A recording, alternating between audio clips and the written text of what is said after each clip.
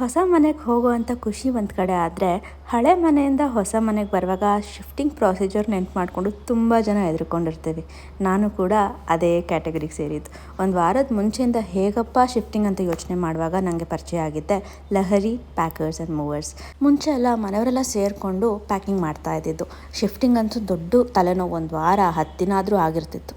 ಮುಂಚೆ ಇವ್ರಿಗೆ ನಾನು ಹೇಳುವಾಗಲೂ ಕೂಡ ಡೌಟ್ ಇತ್ತು, ಹೇಗಪ್ಪ ಆಗುತ್ತೆ, ಹೇಗೆ ಪ್ಯಾಕ್ ಮಾಡ್ತಾರೆ, ಏನಾದ್ರು ಡ್ಯಾಮೇಜ್ ಆಗೋದ್ರೆ, ಈ ಥರ ಎಲ್ಲ ಕ್ವೆಶನ್ಸ್. ಬಟ್ ಅವ್ರು ಒನ್ಸ್ ಮನೆಗೆ ಬಂದು ಎಲ್ಲ ಪ್ಯಾಕಿಂಗ್ ಸ್ಟಾರ್ಟ್ ಮಾಡುವಾಗ ಐ ವಾಸ್ ಸೋ ಅಮೇಸ್ಡ್. ಪ್ರತಿಯೊಂದೂ ಅವರೇ ನಿಂತ್ಕೊಂಡು ಸಣ್ಣ ಸಣ್ಣ ಐಟಮ್ಸಿಂದ ದೊಡ್ಡ ದೊಡ್ಡ ಐಟಮ್ಸ್ವರೆಗೂ ತುಂಬ ಕಾಳಜಿ ವಹಿಸಿ ಪ್ಯಾಕಿಂಗ್ ಮಾಡಿದ್ದು. ನನಗಂತೂ ಸಿಕ್ಕಾಬಟ್ಟೆ ಖುಷಿ ಆಯಿತು. ಐ ವಂಡರ್, ನಾನು ಅಥವಾ ನಮ್ಮ ಫ್ಯಾಮಿಲಿ ಮೆಂಬರ್ಸೇ ನಿಂತ್ಕೊಂಡು ಮಾಡಿದರೂ ಕೂಡ ಇಷ್ಟು ನೀಟಾಗಿ, ಇಷ್ಟು ಸೇಫಾಗಿ ಮಾಡೋಕ್ಕಾಗಿರ್ತಿರ್ಲಿಲ್ಲ.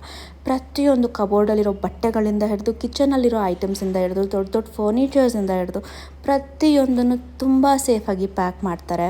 ಆ್ಯಂಡ್ ಅಷ್ಟೇ ಸೇಫಾಗಿ ಅದನ್ನು ಮೂವ್ ಕೂಡ ಮಾಡ್ತಾರೆ.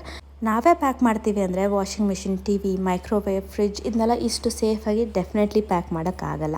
ನೀವೇನಾದರೂ ಮನೆ ಶಿಫ್ಟ್ ಮಾಡ್ತಿದ್ದೀರಾ, ನನ್ನ ಥರನೇ ಟೆನ್ಷನ್ ಮಾಡ್ಕೊಂಡು ಕೂತಿದ್ದೀರಾ ಅಂದರೆ ವಿತೌಟ್ ಎನಿ ಡೌಟ್ ನೀವು ಇವ್ರಿಗೆ ಆರಾಮಾಗಿ ಹೇಳ್ಬೋದು. ಕಂಪ್ಲೀಟ್ ಜವಾಬ್ದಾರಿ ಅವರು ತಗೊಂಡು ನಮ್ಮದೇ ಮನೆಯವ್ರ ಥರ ನಿಂತ್ಕೊಂಡು ಆ ಕೆಲಸನ ಮಾಡಿಕೊಡ್ತಾರೆ. I was so happy. ಹೊಸ ಮನೆಗೂ ಕೂಡ ಅವರೇ ಬಂದು ಅದನ್ನೆಲ್ಲ ಕಂಪ್ಲೀಟ್ ಡಿಲೋಡ್ ಮಾಡಿ, ಎಲ್ಲೆಲ್ಲಿ ಹೇಳ್ತೀವಿ ಅಲ್ಲಿ ಪ್ಲೇಸ್ ಮಾಡಿ, ಫಿಟ್ಟಿಂಗ್ ಕೂಡ ಅವರೇ ಮಾಡಿ ಕೊಡ್ತಾರೆ. ನಿಮ್ಗೇನಾದರೂ ಇವ್ರ ಕಾಂಟ್ಯಾಕ್ಟ್ ಡೀಟೇಲ್ಸ್ ಬೇಕು ಅಂದರೆ ಕ್ಯಾಪ್ಷನಲ್ಲಿ ಮೆನ್ಷನ್ ಮಾಡಿದ್ದೀನಿ, ಹೋಗಿ ಚೆಕ್ ಮಾಡಿ.